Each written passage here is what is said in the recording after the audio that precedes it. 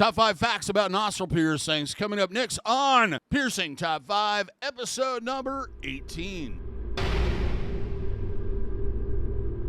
For those that are new to the channel, welcome to the Body Piercing and Tattooing channel. Hope you're enjoying the videos. Hope you're finding them helpful and useful, but you may not know who I am. My name is DaVo. I'm a professional body piercer and have been since 1994. I own and operate the Axiom Body Piercing Studio located right here in Des Moines, Iowa, inside Skin Kitchen Tattoo.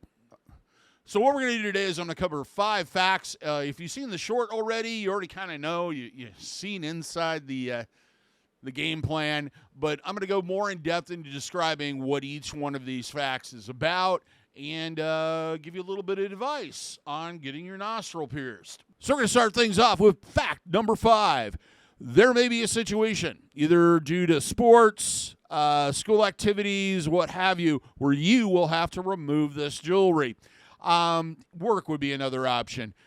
Even though piercings have become increasingly more socially acceptable, especially nostril piercings are kind of on the same level almost of earlobe piercings at this point, but there are certain situations where organizations or employers have decided, no, you can't have it. And this becomes a problem because in that first 3 to 5 years especially, removing the jewelry and leaving it out for 8-9 hours and then trying to put something back in is just asking to lose the piercing, have it close on you, or constantly be reopening that wound and having issues with the piercing. And then we move on to number 4. Probably one of the most common things that I come across on a regular basis. When can I wear a ring?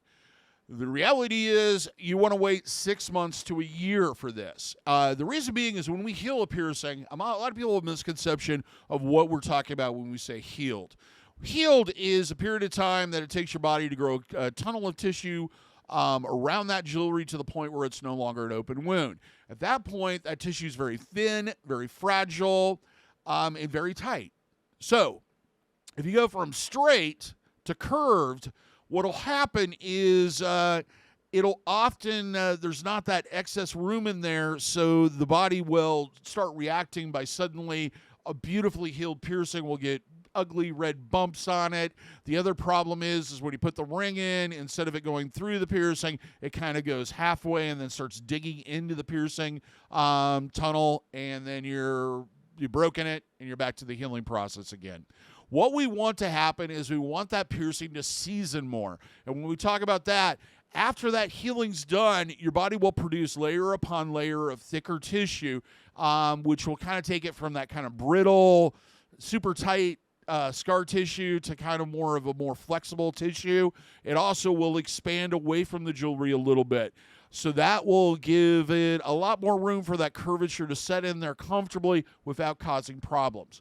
So basically, give it time. The more time you give it, the easier it's going to be to get that jewelry in, and the less likely you are to see problems. I know there's a lot of, I want that ring, that's what I always wanted, but you need to be patient. Number 3, can't wear makeup in the area. Sorry, can't do it.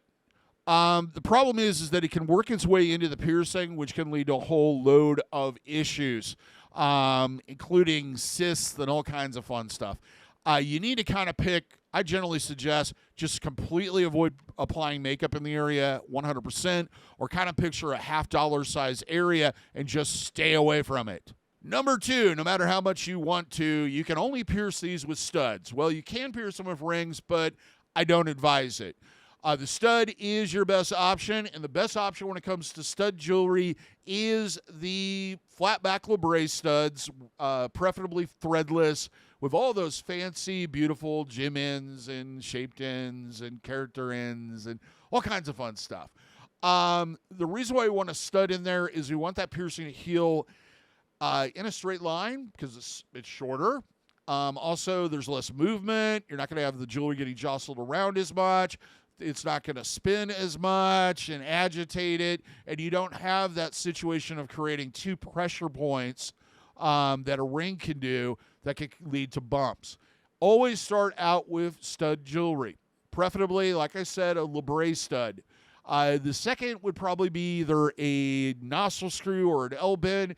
The problem with those are not very secure. They tend to fall out. You end up at least once during the whole healing process pushing that thing back in after it fell out halfway through and agitating or destroying whatever growth is in there.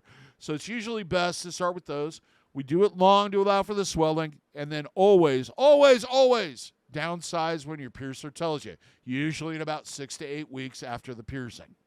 And the number one fact about nostril piercings is the higher you pierce the piercing, the further it is away from the edge of your nose, the larger the jewelry needs to be when it comes to rings. Rings are going to be circular. They're a perfect circle, which means if you have a piercing that is 3/8 of an inch from the bottom of your nose, you need to wear a 3/8 ring.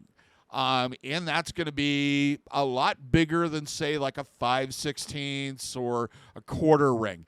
This is why it's very important when you get pierced. If your piercer does not bring it up during the marking and placement of the piercing, that you mention to them, hey, I want to wear a ring in this eventually, so they can adjust the mark further down and do the piercing further down to allow for you to wear smaller rings.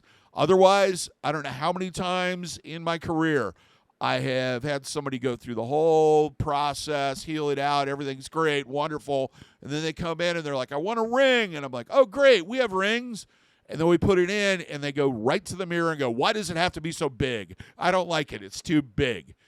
This is why. So, when you are getting marked, make sure you bring it up that you want to wear a ring. So what was your experience with getting a nostril piercing? Do you have some other hints or facts that you would like to add? Do it in the comments. Till next time, here's hoping all your piercings heal with ease and without a single issue. And if you're in the Des Moines, Iowa area, I hope to see you for your body piercing needs in the future. Have a good day, everybody. Take care, and we will see you in the next video.